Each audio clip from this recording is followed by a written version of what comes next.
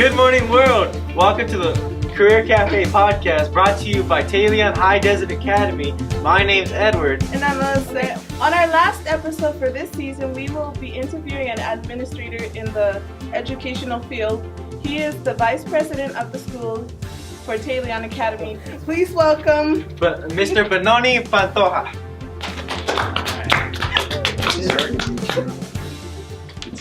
So thanks for coming on, first of all. Yes. Before we get started here, why don't you tell us a little bit about yourself? Currently I'm the Vice President of Schools for Talion Academy. So we have several schools and resource centers in Southern California. Here in the High Desert, we have Victorville at Adelanto, we have San Bernardino, and then also in San Diego, we have resource centers in San Marcos, Vista, and Fallbrook. So my office is in San Marcos, and then my job and role, at least for this year, is to lead the organization through the initiatives that we're trying to accomplish and the goals we're trying to accomplish, and then stay true to our mission with Talion, which is to bridge the academic achievement gap through a personalized learning model that prepares students to be college and career ready. So that's the professional side. On the personal side, I'm married, been married almost 18 years now, and so I have 4 kids. I have a 16-year-old boy, Micah, a 13-year-old boy, Lucas, and then 2 7-year-old boy-girl, Justice and Eliana. Aww. Yeah, so that's me, and I live in San Diego. Wow. Wow. It's a pretty far drive. Yeah. It's a little commute, just a little bit. What responsibilities do your job entail? One is really trying to fulfill our mission and vision of the organization and to provide supports throughout the organization.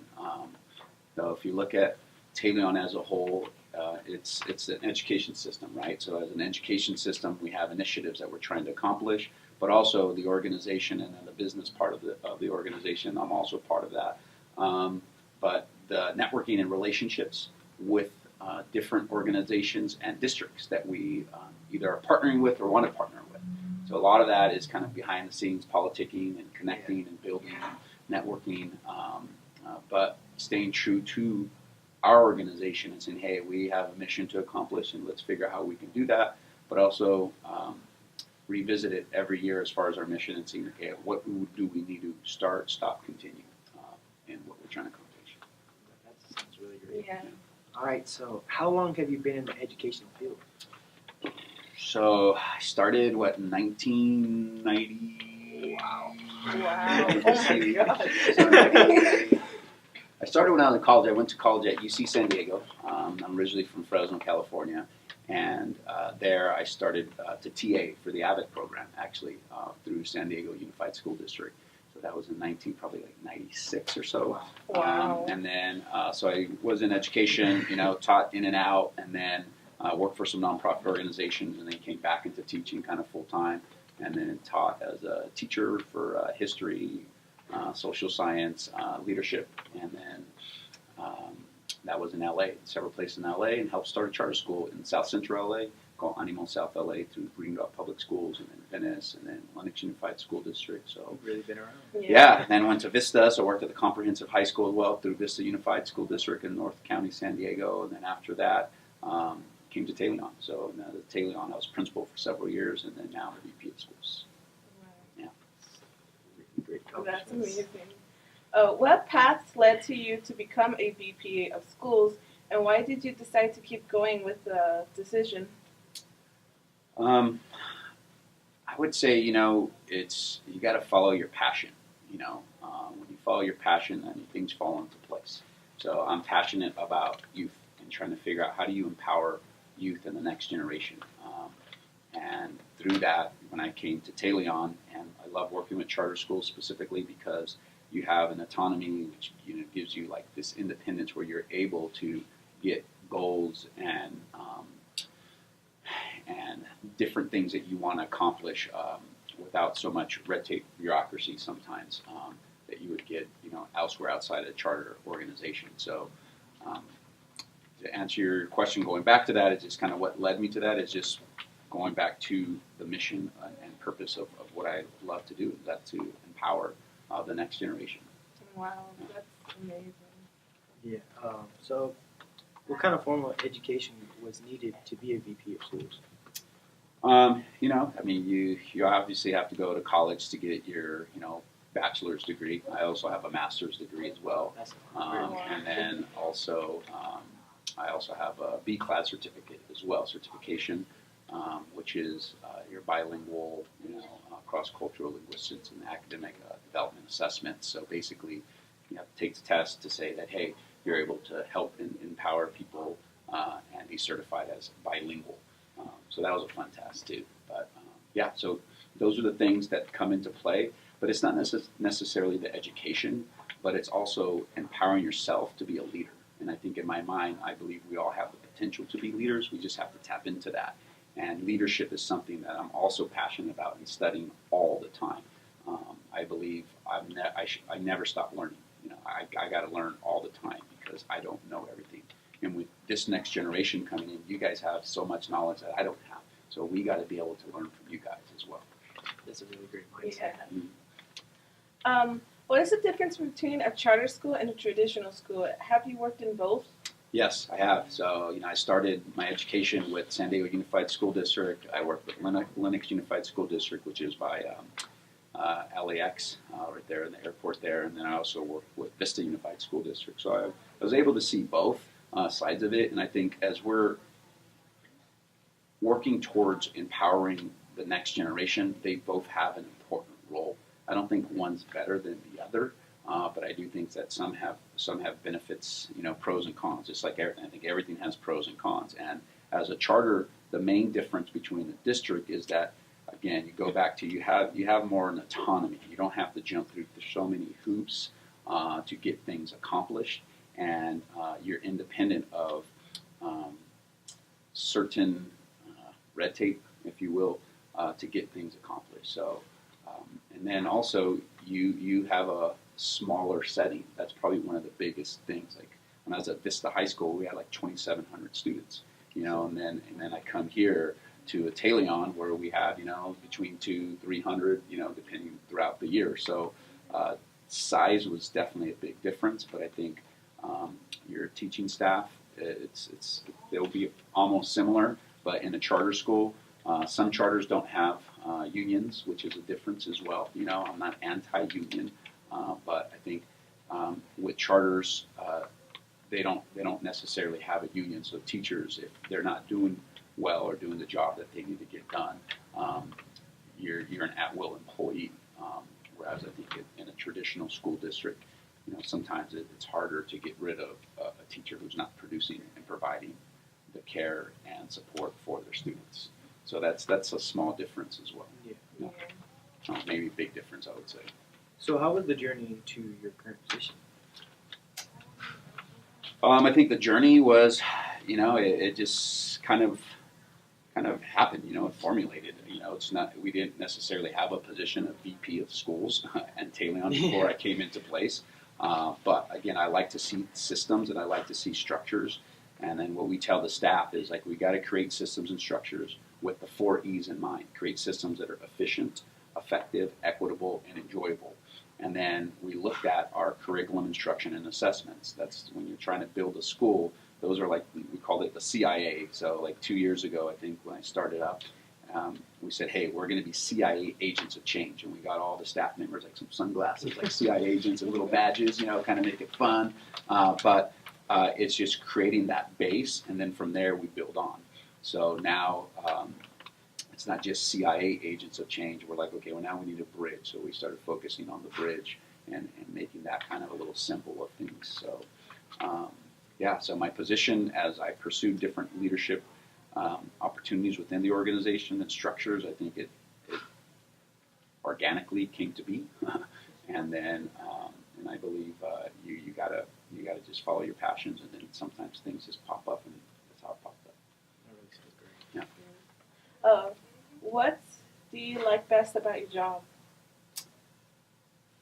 It's funny because right now we're going through charter petitions and renewals, and through this process, we asked each of the sites to give us testimonials, student testimonials, and I get to read some of those testimonials, or even a video. I know here a video was created as well, and that is what pumps me up. Is just the seeing and connecting and saying, hey, I'm able to influence at a different scale your guys' future in some way, shape, or form. So I think that kind of what encourages me, empowers me to move forward. Yeah. So have you worked in any other fields besides education? Yeah, I worked in the nonprofit sector, and then I also worked, as a youth, minister for a couple years as well. Yeah. So I worked for a church organization. Did a lot of different random jobs. I was a counselor aide. I worked my first official job. I worked at Daily Delight. It was like a 50s little joint, and I was flipping hamburgers, making some milkshakes and all that. Classic. It was great. But so for my job interview, the guy made me do math. It was on a piece of paper, hey, someone's gonna come in and do an order, and they didn't have they did have them at the time, but this was a 50s diner, so they wanted to go old school. So we had to write all our orders on the little piece of paper where you would put the order in, the bag, and so they're like, all right, here's your test. So yeah, and then actually, I come from Fresno, Central California, and there's a lot of agriculture as well. So starting young, actually, I picked grapes, picked strawberries. So I worked in the fields for a little bit, figs, growing up, and I hated that. So I knew for a fact, I'm like, man. And then my dad, I think, purposely did that. He's like, hey, you guys want some school shoes? ¿Quieres zapatos? Okay, vamos a trabajar. So he's like, hey, you got to go to work. So I was like, all right. So it was a lesson, I think, that my dad wanted to instill in us, and I'm super grateful for it because it taught me, hey, you got to respect all work, for one. And then two is that I don't want to do that. That's tough work, So I made sure I did well in school. Did you have a goal when you started your career in the education? It's funny, yeah. When I first started, I thought I would never be in administration. I was like, I'm going to be a teacher for the rest of my life, and I was really anti-administration. And then I realized that if you want to increase your sphere of influence, then, sometimes, when you, become administrators, you have a little bit more voice. And then you also are part of that decision-making power. So I'm like, okay, so let me see if I should be a superintendent or something like that. At one point, I wanted to be at a comprehensive high school, like a principal at a big high school. I was an assistant principal, but I was like, yeah. And then actually, when I was at one of the sites, I won't say what site, the principal kind of flaked out. He wasn't a good principal, and he was gone. So I was kind of filling in the shoes, as an interim principal. And I was like, there was no way people can pay me enough money to do this, because it's a lot of work. And then I didn't want to raise everybody else's kids and not my own kids, because I think family is important. So that's why I'm like, I don't know if I want to do the comprehensive high school, because of so much of the different sports and activities and things outside of it. I mean, it's awesome. It's a noble job. But where I'm at as a father, I didn't want to miss on those opportunities with my kids as well. Not to say that I'm not busy now, but I think you got a little more time. I have a little bit more flexibility where we don't have sports in Talion. Yeah. So every night I don't have to be specifically during winter when they have boys and girls basketball, boys and girls soccer, wrestling. I think they have I don't know if it's water polo, one of the water polo teams, or and then track they have and field. And then the next season track and field, baseball. So all that fills up your whole schedule, because those need to be supervised. And I'm like, that's cool. I was like, but what if we pay someone to supervise for us? That would have been nice, but the system's not cut out that way. So you said you were a teacher. Tell us a little bit about your experiences about that. Oh man, I love teaching. One of the courses, actually, I developed a class. It was an ethnic studies course. So my major in college was U.S. history with a double minor in Spanish literature and ethnic studies. So ethnic studies is really looking at history, but from a different lens and perspective. Because most of the time you hear his story. That's his story, but what about her story or their story? So that's what, as an educator, as a teacher, is I was able to look at and provide history through a different lens. So everyone would say, okay, what was the Chicano Latino experience? What was the African American experience? What was the young European experience coming into the United States? So what was the Asian American, Chinese, Japanese? So I was able to teach a course on that. I really enjoyed it, and then I even developed a lot of units and curriculum around that. That was really fun because the students were able to engage and connect with it. I think at one point one of the favorite units was our Afro Latino unit, is because I was working in South Central LA and there was a lot of black-brown tension. But my goal was, okay, let's look at the history and how both cultures actually crossed paths before Columbus. So then we looked at some documentation and all this stuff, and everyone's like, oh wow, okay, Latinos and blacks, because that's the majority of the school where we were at. I was like, you guys have a lot of similarity if you think about it. So we started looking at history and then them writing their own chapter units about their own life and story and history. So I would love Jersey. Yeah, same. So Where are you at? yeah. No, I still love history. So it was good. It was fun times. How do you feel about the state of the education system as of now?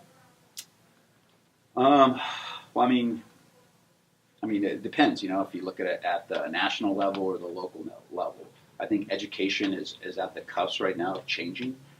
We have schools like Talion right now, I think, that are very innovative and disrupting the norm, meaning like, hey, the big school and the traditional school system was made from the industrial era. Like, that's why there's no summer school, is because the summer you're off, because, you know, sometimes even connected to the agrarian area of agriculture. So they're like, you got the summers off. But now we have access to the internet. And the internet has changed everything. Job markets, I mean, Toys R Us, I just drove by, you know, right now, they're closing down too because Amazon's taken over everything. So you have to be able to keep up with times, and I think education needs to do that as well. So we are providing online courses that are going to be available, more online courses for students, that they have the option to do it and figure out how can you be productive in that way. I think with career tech education and workforce, I mean, those real hands-on skills, I think we need to, as an education, we need to jump and adapt to that as well. The college landscape, you can take a bunch of online classes on college now, you know? Yeah. So I think things are changing. I think the internet technology is changing the landscape of education. But I think some of the core things still need to be taught, which are the skills like critical thinking. Like if you taught the think critically and you're able to analyze things and synthesize things and be able to present things, those are big tools. So education is always going to be shifting, but I still think we got some room to grow. Do you plan on continuing with the same profession, or are you interested in moving on? No, I love what I do. I think education's at my heart. You know, I also do a couple other things as well, because I think you got to diversify yourself to keep up with the times. And you know, so I help out with my mother-in-law. She has a book series called Anatomy for Kids. So it's teaching families how to talk to your kids, you know, where do babies come from? Well, you got to talk about anatomy. And so she's created novels. That's a big question. Yeah, it's a big question. You know? We're not going to talk about it today, but yes, it's great because she really teaches like little stories, but putting anatomy to it, using anatomical terms. Where if someone wants to talk to you about something, then about that specific area, then you're able to answer it with anatomy and so forth, in a good way for parents and kids and stuff like that. Then I also have my own podcast that I do. It's my passion project, you know, called the Humanity Tribe. So, and then just different little business things that I try to do on the side. But my passion and heart is education. Yeah, That's great. Yeah. Are there any hobbies you enjoy outside of your job? Yeah, I mean, I like to go, you know, hang out with my family, my wife, my kids. I like going to the gym. You know, I try to go 3 times a week at least now. Dedication. So yeah, you got to do that. I like hanging out with my friends. You know, I'm involved still kind of with different organizations throughout Southern California now. So I love reading. I listen to podcasts actually all the time. So I try to always feed my brain and try to find areas where I can go and grow as well as a leader. So I try to position myself to different like conferences or workshops or things like that, so I can grow and feed myself too. That's cool. That's cool. Yeah. That's really interesting. Do you have any special talents? If so, what are they? You know, I mean, talents. I cannot sing. I cannot play an instrument. I used to DJ. Really? Yeah. So I had a couple turntables, in I'll college. bring some turntables. Yeah. So I used to do that. I used to beatbox a little bit. Right. I used to break dance. Throw down a beat for us right now. I'm not just kidding. I'm gonna get Nolan to start rapping. Back us up there. No, I used to break dance. That was something that I was. Sometimes a couple, weddings and quinceañeras, I'll still come out busted. I would say no, but Yeah, it's a little tight of a space it's here. a little tight space. It's got to be a little more slipperier, and then I got to stretch for like an hour, so I don't pull something. I enjoy speaking to people, crowds, and so forth. So I guess those would be considered talents, if you will. How are you able to maintain a balance between work life and home life? Habits. You got to create habits. So, and then you have to be intentional about what you do. So I structure like my time, everything's scheduled, for the most part. So, and I have certain habits that I do that I continue to do so that I control my life and not let my life control me. And then you have a mindset. So through that habit is you got to think through. So every day I tell myself you got to be lit, and that stands for be loving, impactful, and thankful. So I just get my mind in that frame of mind so that I go throughout my day and thinking through those things. So different habits and structure your time in. Yeah, I know your job is pretty tough. So do you ever feel overwhelmed in your position at any time? Yeah, there's definitely times I feel overwhelmed. I think it would be dishonest to say that I wouldn't. But yeah, so I think right now, we have some charter petitions going on. The deadlines for those were pretty, Pretty tight. Yeah, they're pretty stressful. I'm like, oh, okay, we need to get this done. But we have an amazing team. I feel really great about the team that we have here in High Desert. When I say team, that's faculty, staff, administration, students, parents, everyone in each of the sites. We have amazing teams that can really get the job done. So it kind of just decompress. I'm like, okay, take a breath. All right, you can only control what you can control. Control the controllables, refocus, and then kind of move forward. So yeah, sometimes I do, but that's why you need the gym. Work it So out. yeah, you got to work it out. So and find ways how you decompress. With my family, with my kids. They're involved in different sports and activities too. So it's definitely finding that balance, but it's more the frame of mind that you have going in there. Yeah. Because it can be any stressful situation, but if you trigger your mind, say, you know what, I got this, and then you make that decision, you're like, okay, it's going to change your mindset on that. So you control the mind, and that means you can control the environment, because stress is actually a perception of the mind. So do you feel like your job has changed who you are? I think it has. I think everything influences you, and because of not necessarily my core beliefs, but it changed how I see and interact with people. So I'm in meetings sometimes with district officials, city officials, and I'm in there, and I have to make sure that I'm there representing Talion, not Benoni. So that that changes kind of who you are in a sense. Because for that time being, like if I don't agree with something, whether politically or socially, I'm like, okay, that's not my place, because I'm here representing Talion, not myself. So I'll throw in maybe my 2 cents if it's asked, but so it changes you. I think you're always influenced some way, shape, or form by your environment. We would like to thank Mr. Pantoja for being a part of our final episode this season. We would also like to thank everyone who has guessed on the Career Cafe, and to everyone who has enjoyed our podcast. Make sure to follow Talion Academy on YouTube, Facebook, and Instagram and Twitter. Also, I would like to thank everyone as a student who was involved in this podcast, and just a special thank you for everyone who helped create this. Yeah, thank you. And I just want to thank you guys for this opportunity. I appreciate it. I think the work that you're doing and sharing about the Career Cafe to actually the whole world, because everyone could have access to that. So remember that this is not just for now, this is also for the future. So people have access to it. So thank you guys for this opportunity. Appreciate it. Thank you for coming. Signing off for the last time in the 2017/2018 school year, this is Edward. This is Raymond. I'm Josie. This is Elisette. And we thank you for watching.